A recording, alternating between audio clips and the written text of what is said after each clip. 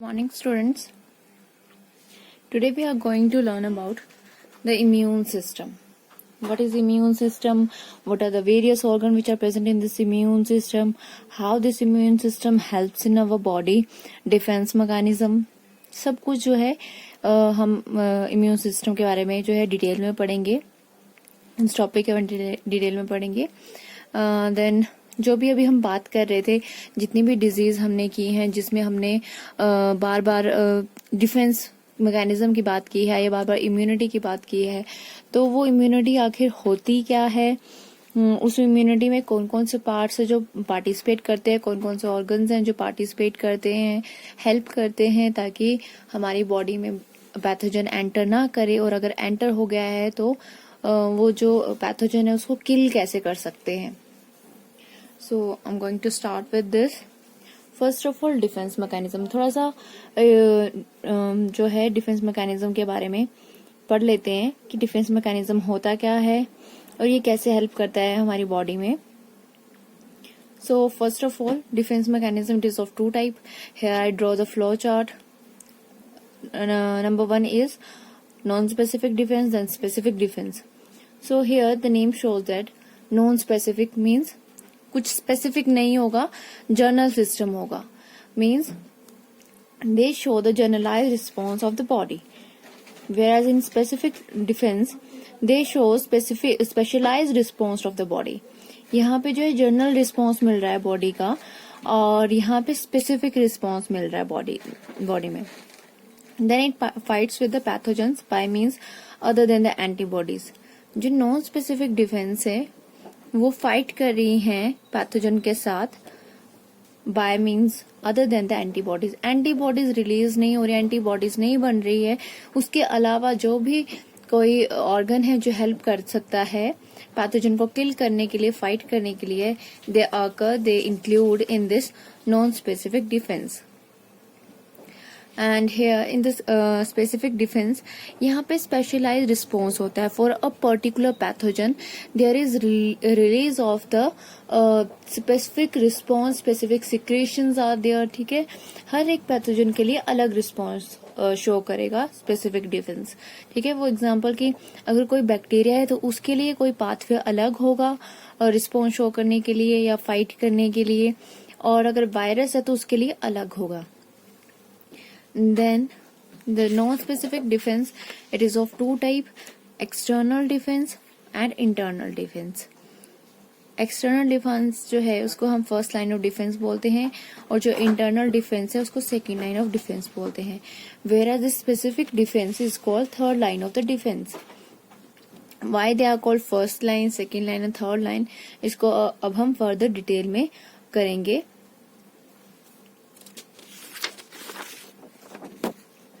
So before going towards the first line of defense, हम start करते हैं immunity के बारे में, क्योंकि हम बार बार इम्यूनिटी कर रहे हैं कि इम्यूनिटी होती है, इम्यूनिटी डिस्ट्रॉय करती है पैथोजन को. अच्छी इम्यूनिटी होगी तो पैथोजन जो है उसको वो किल हो जाएगा. अगर अच्छी इम्यूनिटी नहीं होगी तो पैथोजन जो है वो सर्वाइव कर जाएगा.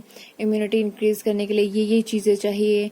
ठीक है, तो इम्यूनिटी की अगर हम बात करें तो इम्यूनिटी होती क्या है? It is a general ability of the body to recognise, neutralise, destroy and eliminate the disease producing agents. General ability है हमारी बॉडी की, किसी भी पर्सन की, किसी भी एनिमल में जो है ये एबिलिटी प्रेजेंट होती है कि वो फॉरेन मटेरियल को रिकॉग्नाइज कर सके फर्स्ट ऑफ ऑल, देन हमारी बॉडी को न्यूट्रलाइज कर सके. ठीक है जी, जब भी कोई पैथोजन हमारी बॉडी में एंटर करता है तो हमारी बॉडी जो है वो डिस्कम्फर्ट सब फील करती है. जब भी फॉरेन मटेरियल एंटर कर रहा है तो कुछ चेंजेस जो है होना वो स्टार्ट हो जाते हैं. सो इम्यूनिटी क्या करती है? पहले तो रिकॉग्नाइज करती है, फिर न्यूट्रलाइज करती है हमारी बॉडी को, और डिस्ट्रॉय करने का काम करती है फटाफट, and then eliminate disease producing agents. और जो भी डिजीज प्रोड्यूस कर रहे हैं एजेंट्स, उन सबको हमारी बॉडी से एलिमिनेट करने की कोशिश करती है, उनको एलिमिनेट कर भी देती है. Then about the immunology. So the science deals with the study of this immunity, immune system, immune responses to the foreign substances. Their role in resisting infection is under this immunology. It is the branch of the science which deals with the study of the immune system. ठीक है जी. और यहाँ पे मैंने बताना भूल गई, the term immunity was coined by the बर्नेट, और जो फादर ऑफ इम्यूनोलॉजी रहेंगे वो एडवर्ड जेनर हैं। सो वैक्सीनेशन का कंसेप्ट दिया थे इन्होंने, so that's why they are considered as the father of immunology. Then about the immunity types, there are two types. First one is innate immunity and second one is acquired immunity. तो इन दोनों के बारे में detail में discuss करेंगे हम क्योंकि इनेट और एक्वायर्ड इम्यूनिटी में ही जो है हमारे नॉन स्पेसिफिक डिफेंस और स्पेसिफिक डिफेंस, और कह लीजिए first line of defence, second line of defence और थर्ड लाइन ऑफ डिफेंस जो है वो सारे के सारे इन दो टाइप्स में आते हैं। ठीक है, innate and second one is acquired. So जो इनेट इम्यूनिटी है we can also call it as inborn immunity. Why it is called inborn immunity? Because it is inherited by the organism from their parents and protects it from the birth throughout the life. एक तो ये हमारे birth से present होती है, हमारे parents से inherited होके आई है हमारे अंदर, and present throughout the life, we can say that till our death. ठीक है, तब तक हमारी बॉडी में प्रेजेंट रहती है, and it always available to the living body for providing protection, हमेशा ही प्रेजेंट रहेगी। ठीक है, जब भी पैथोजन एंटर करता है तो सबसे पहले इनेट इम्यूनिटी जो है वो वर्क करती है। इनेट इम्यूनिटी आती है और वो अपना काम करना शुरू करती है जब तक पैथोजन जो है, इनेट इम्यूनिटी जो है वो अपना काम पूरा नहीं कर लेती है, अपना पूरा जोर नहीं लगा देती है, तब तक अदर कोई भी डिफेंस जो है, अदर कोई भी इम्यूनिटी जो है वो काम नहीं करती है। ठीक है, इनेट इम्यूनिटी जो सबसे पहले जो है प्रोटेक्शन शो करने के लिए जो भी केमिकल सिक्रीट कर सकती है, या देयर आर सम बैरियर्स, उसको बैरियर लगा सकती है। ठीक है, तो so there are certain barriers और chemical secretion which occurs in this innate immunity. ठीक है, उसके बारे में भी हम पढ़ेंगे। तो सबसे पहला जो मैकेनिज्म है, ठीक है, वो जो है इनेट इम्यूनिटी का है। सबसे पहले जो है हमारी बॉडी को प्रोटेक्शन प्रोवाइड करती है। अदर और भी इम्यूनिटीज अगर होंगी, कोई भी लाइन ऑफ डिफेंस है, उन सबसे पहले इनेट इम्यूनिटी वर्क करती है। So it is also known as inborn immunity, genetic immunity, familiar immunity, natural immunity और non specific immunity.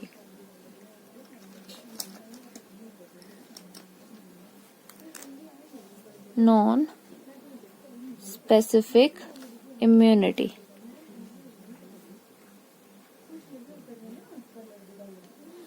So there is no antigenic recognition or development of the specific immune response.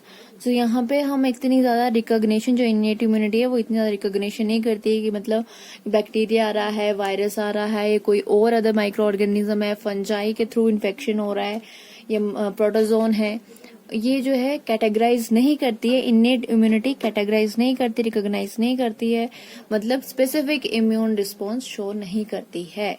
सभी के लिए एक type का ही जो response होगा ये वही शो करेगी। बैक्टीरिया के लिए जो रिस्पॉन्स होगा वही फंजाई के लिए, और वही वायरस के लिए, और वही प्रोटोजोन पैरासाइट के लिए।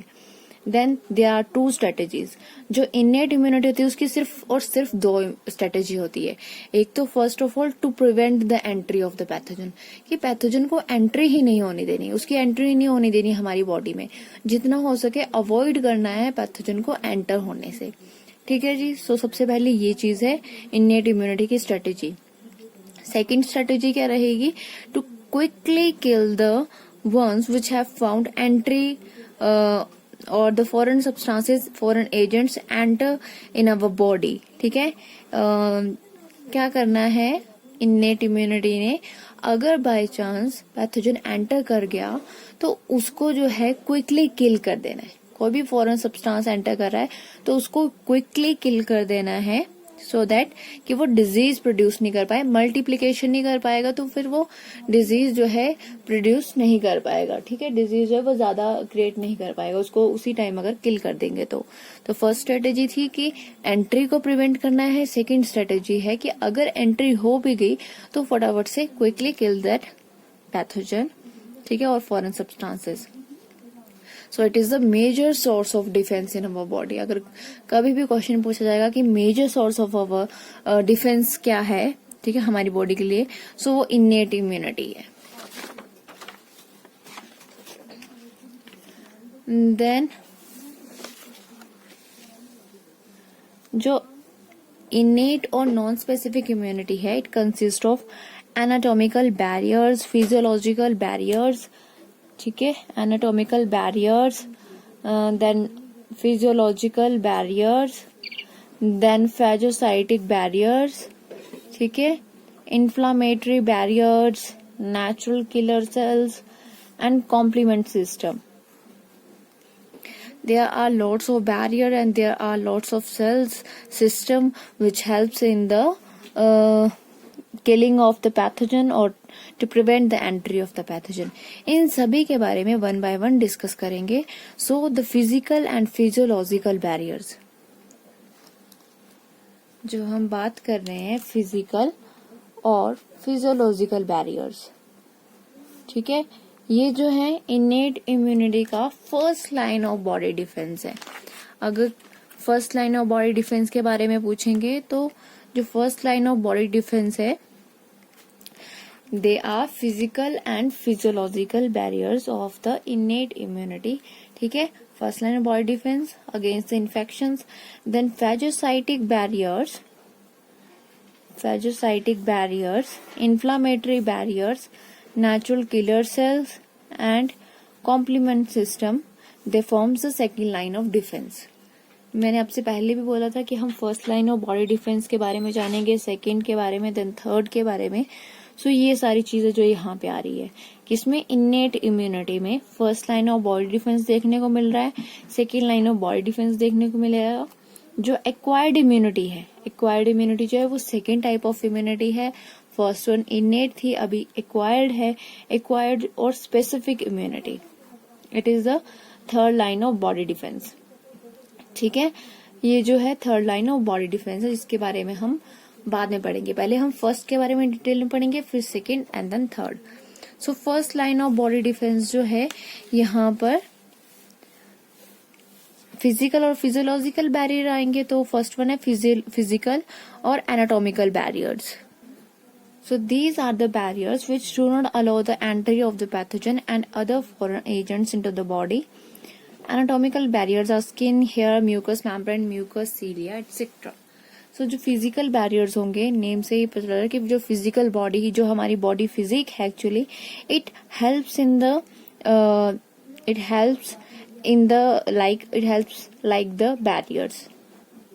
We can say that it helps like the barriers which prevent the entry of the pathogen.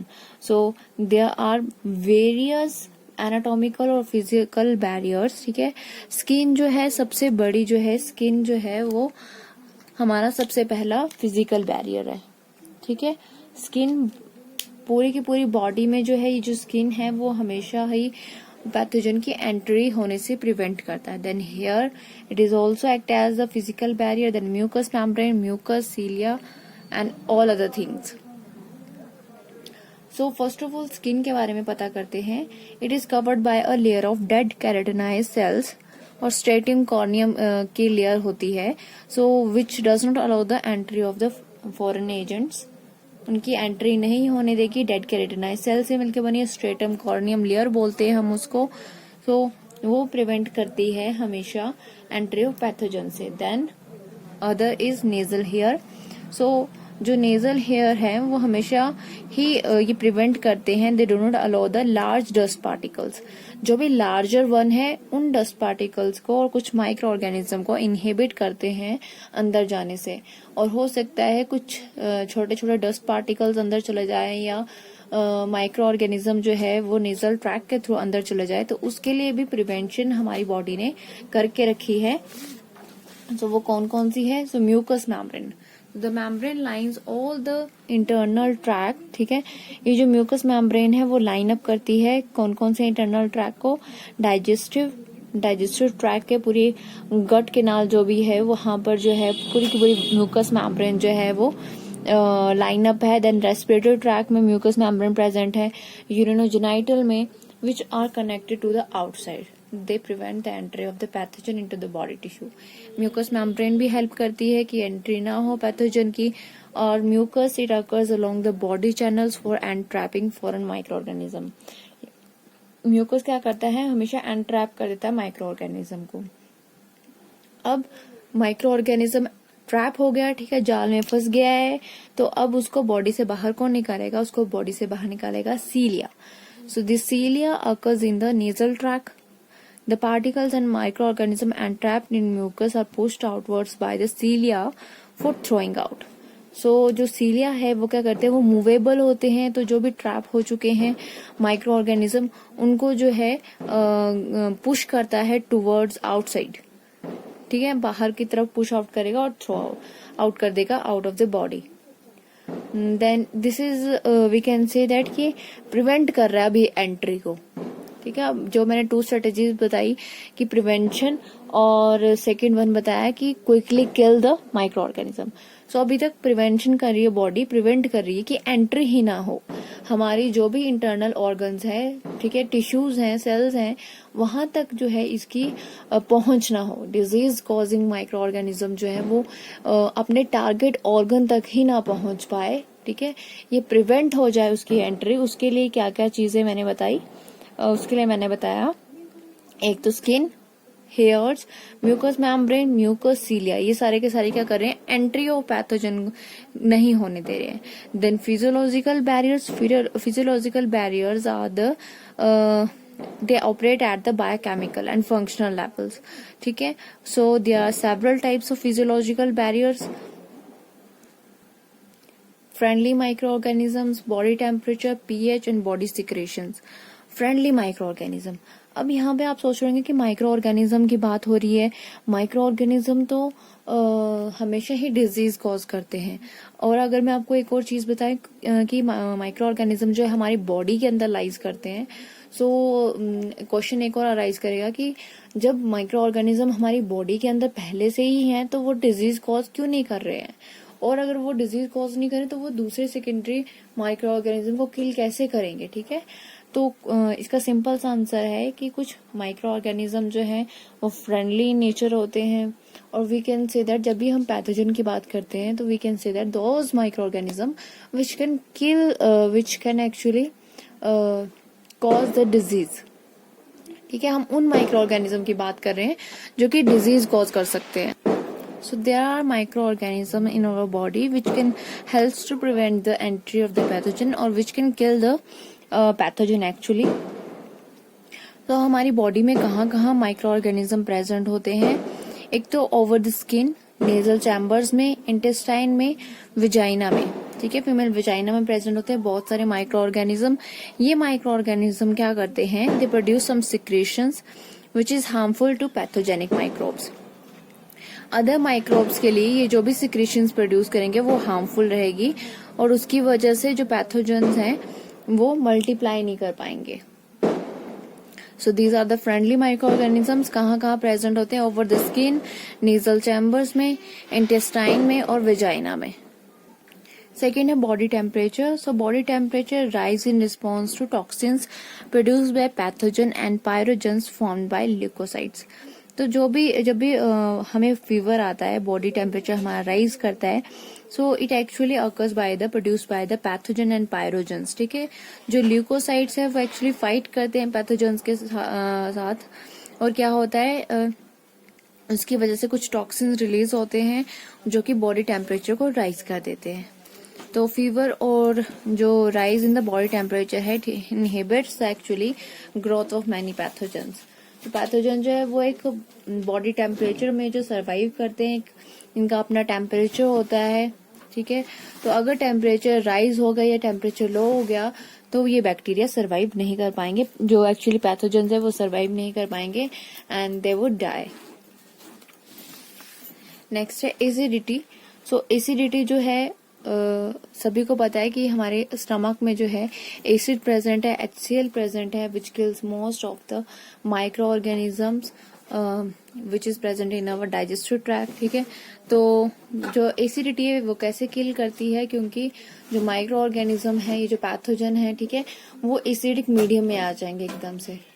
तो एसिडिक मीडियम में आ जाएगी तो उनकी pH जो है वो इंक्रीज हो जाएगी या डिक्रीज हो जाएगी, तो उससे क्या होगा कि वो सरवाइव नहीं कर पाएंगे एसिडिटी में, ठीक है।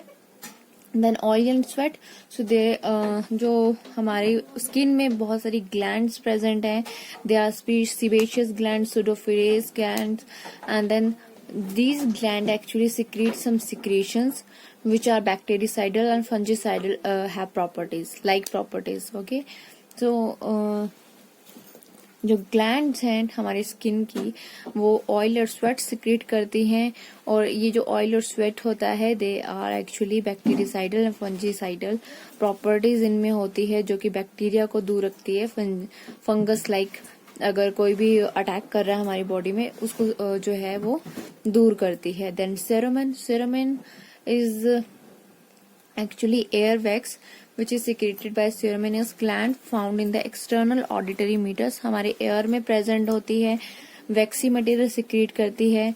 वो क्या करता है कि हम कोई भी इंसेक्ट है उसको रिपेल करने में हेल्प करता है, या इंसेक्ट जो है वो अंदर चला जाता है तो उस वैक्सी मटेरियल में ट्रैप हो जाता है, तो उसकी वजह से वो हमारी बॉडी के अंदर नहीं आ पाता, इन्फेक्शन नहीं कॉज कर पाता है. ठीक है. Then lysozyme is the bacteriolytic enzymes found in the sweat, saliva, mucus and tears. Lysozyme present होता है हमारे स्वेट में, सलाइवा में, म्यूकस में, टीयर्स में, और जो टीयर्स और सलाइवा है इसमें specially they are rich in this lysozyme. ये क्या करता है, जो भी पैथोजन है उसकी सेल वॉल को ब्रेक कर देता है. जहां पे भी ये प्रेजेंट होगा, लाइक सलाइवा में प्रेजेंट है और पैथोजन जो है वो सलाइवा के कांटेक्ट में आ गया, तो इस सलाइवा में जो लाइसोजाइम है वो उस पैथोजन की सेल वॉल को ब्रेक कर देंगे and eventually the pathogen will die. Then other one is bile. अब एसिडिटी की बात की, ठीक है, जो बाइल है वो अल्कलाइन मीडियम होता है उसका बाइल का. सो एसिडिटी में जो है कुछ बैक्टीरिया सरवाइव नहीं कर पाएंगे, मतलब एसिड पीएच में नहीं सरवाइव कर पाएंगे, तो कुछ जो है वो अल्कलाइन मीडियम में सरवाइव नहीं कर पाएंगे. सो that's why they inhibit the growth of the microorganism. So this is the first line of body defence. Next one जो है वो सेकेंड लाइन ऑफ डिफेंस की बात करेंगे, तो वो हम नेक्स्ट वीडियो में इसके बारे में बात करेंगे. फर्स्ट लाइन ऑफ डिफेंस हमने कंप्लीट कर लिया. Thank you so much.